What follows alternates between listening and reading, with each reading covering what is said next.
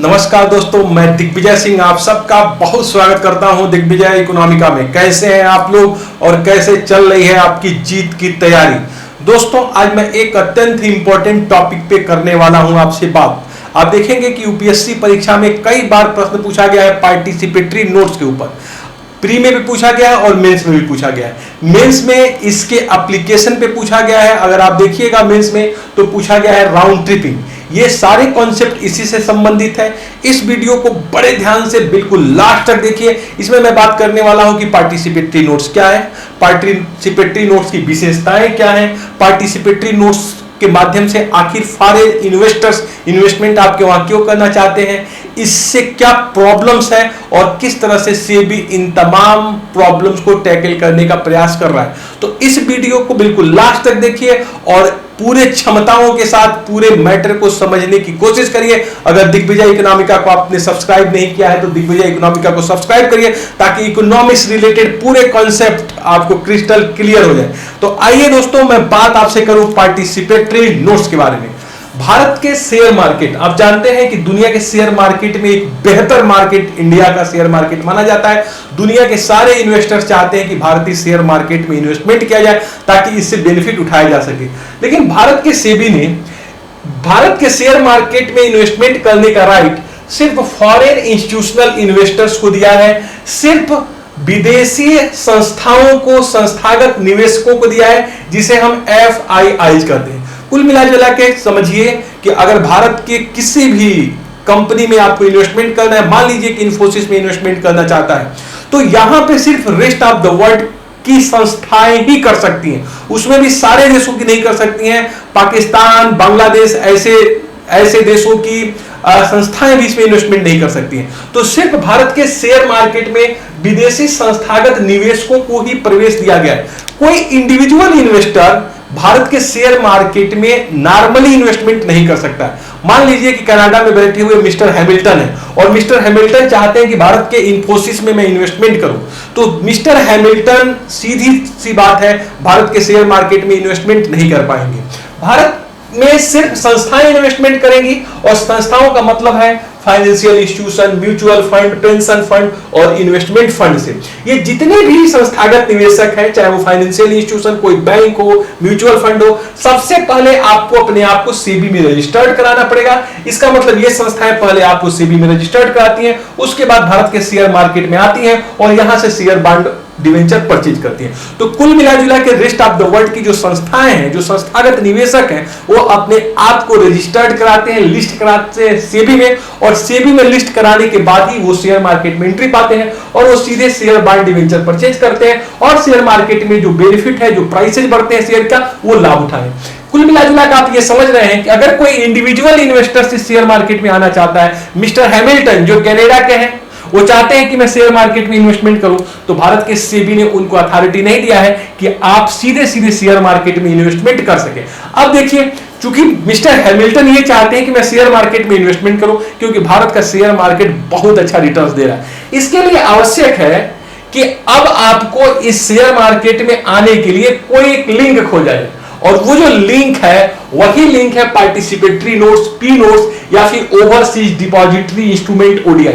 तो बहुत ध्यान से समझिए ये मैकेनिज्म किस तरह से होता है, किस तरीके से एक इंडिविजुअल इन्वेस्टर्स मिस्टर हैमिल्टन जो कनाडा में बैठे हैं, बिना अपने आप को इस सेबी में रजिस्टर्ड कराए, बिना अपना KYC नाम दिए, बिना अपने पोर्टफोलियो बताए, किस तरीके से शेयर मार्केट में इशूड पा जाते हैं, एंट्री पा जाते हैं। देखिए हुआ क्या, जब ये जो संस्थागत निवेशक है जिसे हम FIIs कर रहे हैं, जिसमें रेस्ट ऑफ द वर्ल्ड के financial institution, mutual fund, pension fund, investment fund है, इन्होंने चूंकि शेयर बॉन्ड और डिवेंचर परचेज किया और अपने पास रखा है। अब ये जो फॉरेन इंस्टीट्यूशनल इन्वेस्टर्स है वो participatory notes, P notes issued करते हैं। पार्टिसिपेटरी नोट्स जो है इसको डेरिवेटिव कहा जाता है, इसलिए डेरिवेटिव डेरिवेटिव का मतलब आप समझते होंगे। डेरिवेटिव का मतलब है कि इसकी जो वैल्यू है पार्टिसिपेटरी नोट्स की, ये डिराइव की गई है किसी दूसरे चीज से, और ये दूसरा चीज है ये शेयर बांड डिवेंचर जो इन बैंकों ने या इस म्यूचुअल फंड ने जो फॉरेन स्थित है उन्होंने खरीदा है। इसका मतलब जो पी नोट की वैल्यू है वो लिंक होगी उन शेयर बांड डिवेंचर पे जिसे विदेशी संस्थागत निवेशकों ने खरीदा है। अब पार्टिसिपेटरी नोट इन्होंने इशू कर दिया, और इस पार्टिसिपेटरी नोट्स को वो इंडिविजुअल जो भारत के शेयर मार्केट में इन्वेस्टमेंट करना चाहते हैं वो परचेज कर लेंगे। मतलब ये हुआ कि कनाडा के मिस्टर हैमिल्टन जो कि शेयर मार्केट में एंट्री अभी तक नहीं पा रहे हैं, वो इंडिविजुअल इन्वेस्टर मिस्टर हैमिल्टन अब क्या करेंगे, इस पार्टिसिपेटरी नोट्स को परचेज करेंगे। और देखिए पार्टिसिपेटरी नोट्स में परचेज करते ही इनडायरेक्टली वो भारत के शेयर मार्केट में एंट्री कर गए, जबकि मिस्टर हैमिल्टन को सेबी में अपने आप को रजिस्टर्ड नहीं करना पड़ा। इसका मतलब पार्टिसिपेटरी नोट्स या ओवरसीज डिपॉजिटरी जो इंस्ट्रूमेंट्स है वो इस तरीके का डेरिवेटिव है जिसके माध्यम से रेस्ट ऑफ द वर्ल्ड के इंडिविजुअल इन्वेस्टर्स जो अपने आप के पोर्टफोलियो को, अपने आप के आइडेंटिटी को उजागर नहीं करना चाहते हैं, सेबी में अपने आप को रजिस्टर्ड नहीं कराना चाहते और भारत के शेयर मार्केट में अपने पैसे को लगाना चाहते हैं, उन्होंने सीधे सीधे पार्टिसिपेटरी नोट्स के माध्यम से शेयर मार्केट में एंट्री पा ली। अब देखिए बहुत ध्यान से समझिए कि मिस्टर हैमिल्टन के पास जो एक इंडिविजुअल इन्वेस्टर्स है, इनके पास भारत के कंपनी इन्फोसिस का, रिलायंस का शेयर नहीं है, ना बॉन्ड है ना डिवेंचर है, लेकिन इनके पास जो ये इंस्ट्रूमेंट्स है, चूंकि इसकी वैल्यू लिंक है इसी शेयर बॉन्ड और डिवेंचर से, इसलिए किसी तरह का बेनिफिट अगर होगा, शेयर के प्राइसेस बढ़ेंगे, कैपिटल गेन होगा, तो ये पूरी की पूरी फायदा मिस्टर हैमिल्टन को होगा। और कुल मिला के बिना ये शेयर मार्केट में डायरेक्ट एंट्री किए हुए शेयर मार्केट के उन तमाम फायदों को ये लेंगे जो कि ये इंस्टीट्यूशनल इन्वेस्टर्स ले रहे हैं। तो ये एक मैकेनिज्म है जिसके थ्रू एक इंडिविजुअल इन्वेस्टर जो रेस्ट ऑफ द वर्ल्ड में किसी भी देश का हो सकता है, बिना अपने आइडेंटिटी को आगे किए हुए, बिना अपने आइडेंटिटी को ओपन किए हुए, बिना अपने आप को सेबी में रजिस्टर्ड किए हुए अपने शेयर मार्केट में एंट्री पा जाता है। देखिए यहां इसकी विशेषताएं कुछ है। अगर मान लीजिए कि ये मिस्टर हैमिल्टन है जिनके पास पार्टिसिपेटरी नोट है, तो अगर ये पार्टिसिपेटरी नोट चाहे किसी को सेल करना, ट्रांसफर करना, तो ये मिस्टर ए को ट्रांसफर कर सकते हैं या फिर इंडोर्स करते हैं, जैसे कि आपने देखा था कॉन्ट्रैक्ट नोट या प्रोमिसरी नोट्स के माध्यम से आप क्या करते थे, अपने जो इंस्ट्रूमेंट को दूसरे को सेल कर देते थे। इसका मतलब इस हैमिल्टन ने किसी दूसरे व्यक्ति ए को सेल किया, ए बी को सेल किया और बी जो है सी को सेल किया। ये देखिए लास्ट जो मान लीजिए कि लास्ट जो पार्टिसिपेटरी नोट का होल्डर सी है, तो ये सी जो होल्डर है वो अपना मनी को फॉरेन इंस्टीट्यूशनल इन्वेस्टर से सीधे प्राप्त कर सकता है।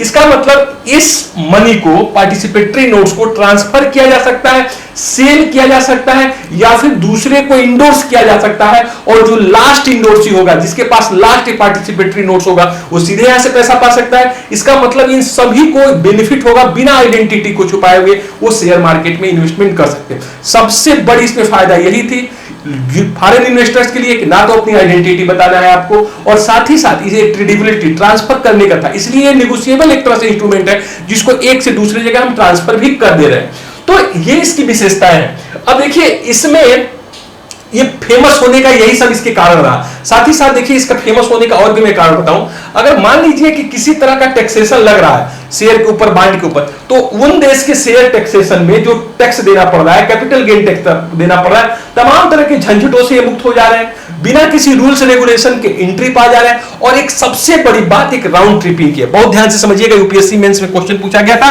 कि राउंड ट्रिपिंग क्या है। जैसे मान लीजिए कि भारत का ही कोई व्यक्ति है जो कि चाहता है कि मैं अपने पैसे को इलीगल तरीके से ब्लैक से व्हाइट बना दूं।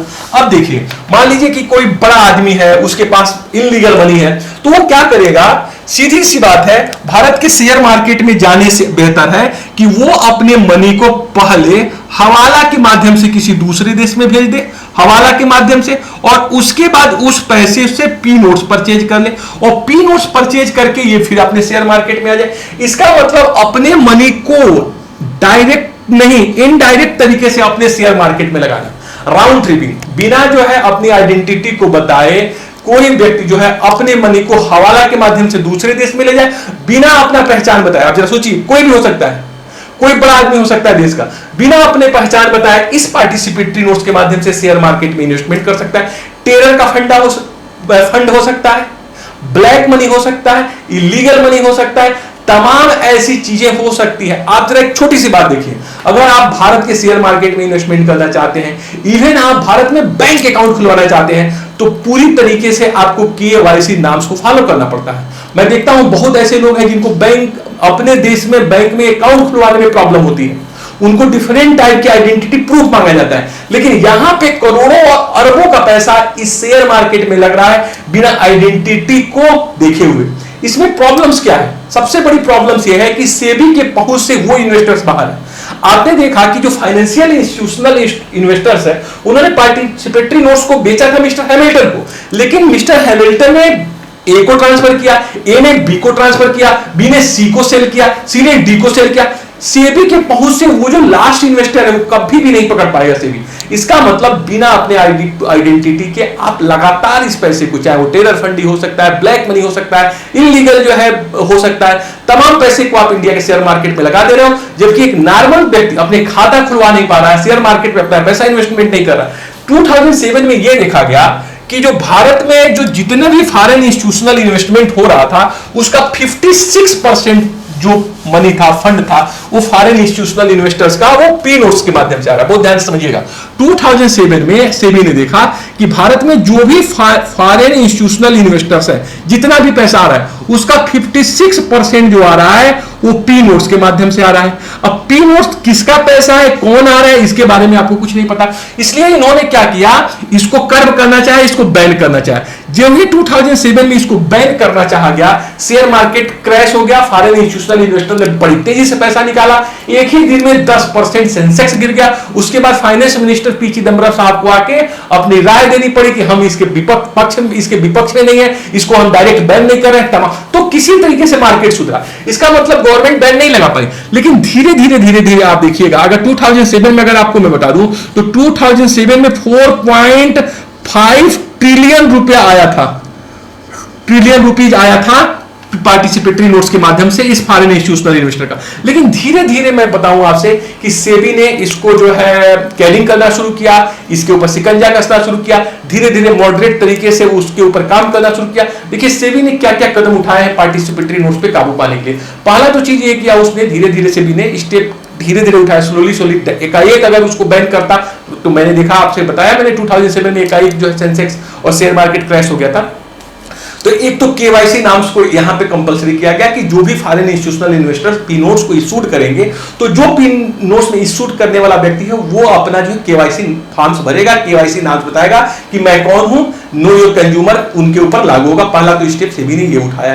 दूसरा स्टेप जो है सेबी ने उठाया कि जो भी फॉरेन इंस्टीट्यूशनल इन्वेस्टर्स हैं, उस सेबी के पास जो अपने पार्टिसिपेटरी नोट्स के इन्वेस्टर्स हैं, उसकी जो इंफॉर्मेशन है वो फ्रीक्वेंटली देंगे।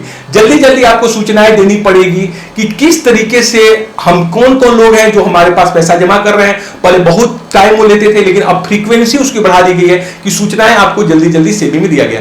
साथ ही साथ जो सबसे बड़ी बात थी कि ये इंडिविजुअल इन्वेस्टर्स किसी दूसरे को ये सेल कर सकता था, ये तीसरे को, जो ट्रांसफरेबिलिटी थी उसके ऊपर सेबी ने कर किया है कि उसको रोका जाए। मतलब फॉरेन इन्वेस्टर्स ने, किसी ने अगर इन्वेस्टमेंट किया है तो उस पी नोट्स को दूसरे तीसरे चौथे को मत बेचे, इसको इंडोर्स मत करें। इसको कर्व करने पे बहुत ज्यादा काम किया है सेबी ने कि जो इन्वेस्टर इन्वेस्टमेंट किया है वही उसका एक्चुअल होल्डर हो, वो किसी को मत। तो इसके ऊपर काफी टैकल करने का प्रयास किया। और लास्ट जो बहुत इंपॉर्टेंट कदम उठाया सेबी ने वो ये बताया है कि ऐसे देश जहां पे एंटी मनी लॉन्ड्रिंग और एंटी टेरर फंडिंग के लॉ के ऊपर जिसने साइन नहीं किया है, जो उसको मानते नहीं है, वो हमारे शेयर मार्केट में ऐसे इन्वेस्टमेंट नहीं कर सकते। इसका मतलब ऐसे फाइनेंशियल इंस्टीट्यूशन पार्टिसिपेटरी नोट्स नहीं इशू कर सकते हैं जो ऐसे टेरिटरी में है, जिन देशों में या जिन क्षेत्रों में एंटी जो है टेरर मनी के ऊपर जो लॉ बना है उसके ऊपर उन्होंने साइन नहीं किया है, या फिर जो है एंटी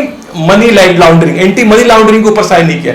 तो कुल मिला जुला के बहुत ही साफ सुथरा ट्रांसपेरेंट कंट्री जो अपने केवाईसी नाम्स को बताए या फिर ये बताए कि हमारा जो मनी जो है एंटी टेरर में नहीं जा रही है, मनी लॉन्ड्रिंग में नहीं जा रही है। सिर्फ ऐसे ही देश, ऐसे ही क्षेत्र के फॉरेन इंस्टीट्यूशनल इन्वेस्टर ही पार्टिसिपेटरी नोट अब इशू कर सकते हैं। कुल मिलाजुला के सेबी का ये प्रयासरत है कि 2020 के लास्ट तक जाते जाते हम बिल्कुल इसके ऊपर काबू पा जाए। अभी मैं आपको डेटा बता दूं, 2007 में पार्टिसिपेटरी नोट्स मैंने कहा कि फॉरेन इंस्टीट्यूशनल इन्वेस्टमेंट का 56% था, जो 2017 में अब ये जो FIIs में इसका हिस्सा है वो सिर्फ 4% रह गया। जरा देखिए अब आप लोग, ये 56% कहां हो, जितने भी फॉरेन इंस्टीट्यूशनल इन्वेस्टमेंट था उसका जो है पार्टिसिपेटरी नोट्स का हिस्सा देखिए आधे से ज्यादा था, अब सिर्फ ये घट के 4% हो गया है। और अगर इसे आप मनी फार्म में देखिएगा तो सिर्फ जो है 1.5 ट्रिलियन हो गया है, 5 ट्रिलियन हो गया है,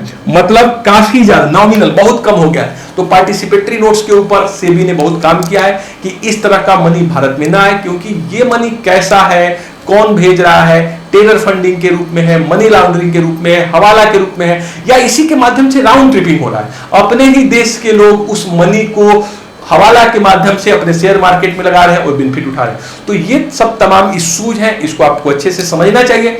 और जो है इसके लिए एक नोट्स भी आपको तैयार करना चाहिए, क्योंकि इसके ऊपर काफी प्रश्न यूपीएससी में पूछे जा रहे हैं। दिग्विजय इकोनॉमिका को देखने के लिए बहुत बहुत धन्यवाद।